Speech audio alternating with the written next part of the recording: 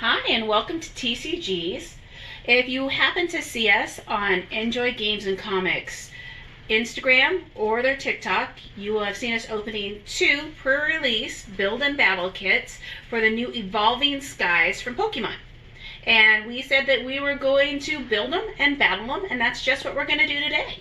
So this is my opponent's build and battle kit all laid out for you, and they will explain to you exactly how they built their deck to battle. Hi, this is my Pokemon Evolving Skies Pre-release kit. You may have seen me open it on Njoy Games and Comics TikTok, and I have laid out all the cards I got and divided it by energy type. Today I'm going to show you how I made my build and battle deck. While dividing my pre-release kit, I realized I got an amazing card, the Blvd. It is a basic Pokemon with 220 life, and it only has 2 energy types, and it does 140 damage.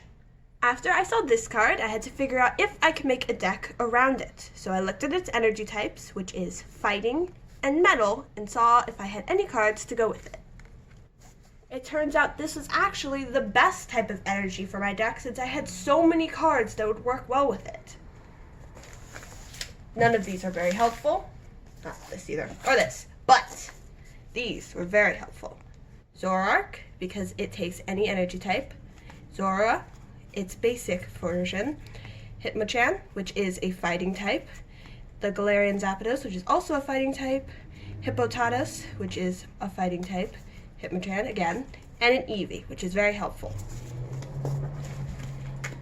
Then I also looked at my trainers and found out a lot of them would help me in my journey. A lot of them either give me more energy or more Pokemon, so they were all very useful. And my last step was getting my energy, which in my case was fighting and metal. You have to have 40 cards in your deck. Note that that's only for a pre-release deck. When you build an actual deck, you're going to want 60 cards. So for my deck, I did 13 Pokemon, 13 energy, and 14 trainers. I built my deck this way, but my opponent will show you how they are going to build their deck. Okay, so this is my deck. This was opened on Njoy Games and Comics Instagram account. And once again, it's the pre-release Build and Battle Pokemon Evolving Skies. And I'm a novice, unlike the person I will be battling. So I had to go about this a whole different way. And I will explain to you how I went about it, because I needed my memory refreshed about how things worked and what things did. And I'm going to give you those pointers because that'll help you too. Okay, so these are the cards I got. And I had to go through it a different way. I saw my beautiful, shiny, full art VMAX card. It's lovely.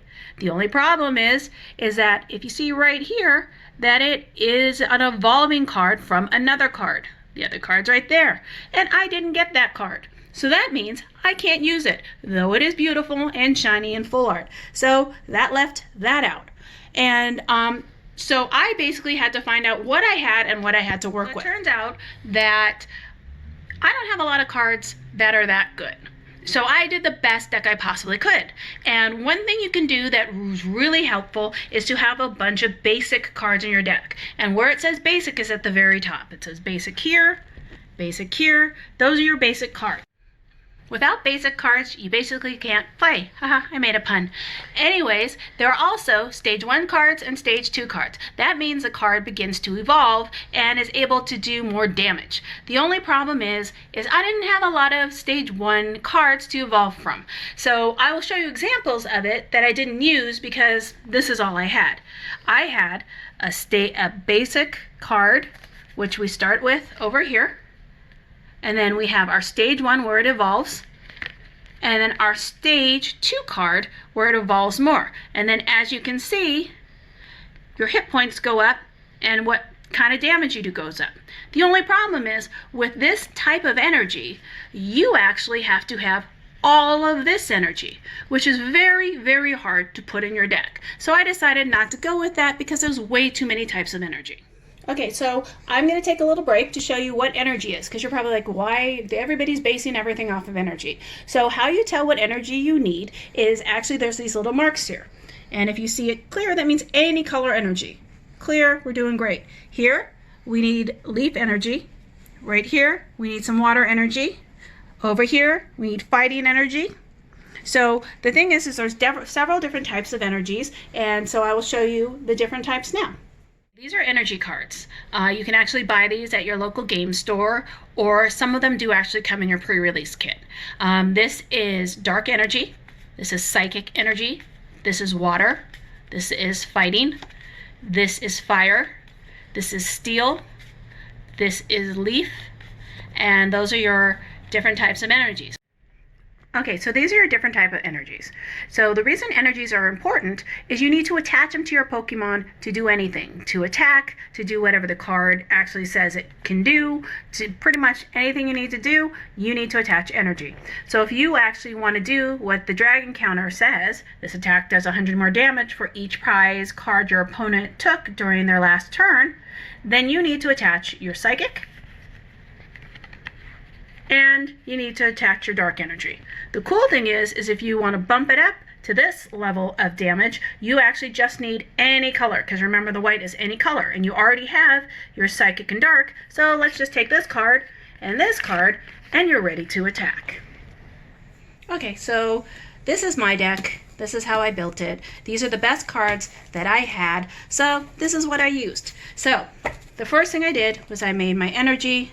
I have 13 of them. The cool thing is I was actually get this really cool energy, which means you can attach this to any color.